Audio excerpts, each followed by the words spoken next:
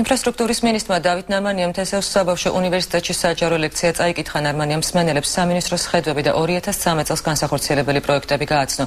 საჯარო ლექციას სხვადასხვა სკოლების მე-9-დან მე-12 კლასების მოსწავლეები ესწრებოდნენ. ლექცია 1 საათს გაგრძელდა და მისი დასრულების შემდეგ მინისტრმა მოსწავლეების კითხვებსაც უპასუხა.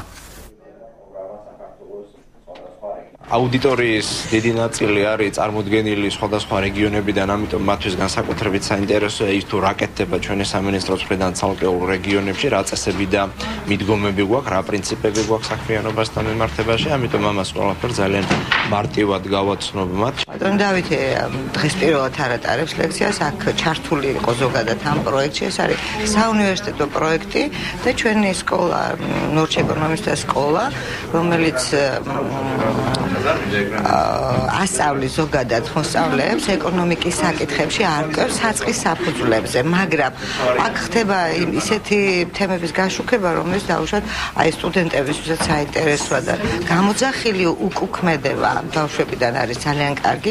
ჩვენმა მინისტრმა გადაწყვეტა, რომ თემა ჩაეტარებინა საქართველოს რეგიონული განვითარების და ინფრასტრუქტურის შესახებ, რაც ძალიან საინტერესო იყო და ძალიან დიდ მადლობას ვუხდი ამისთვის.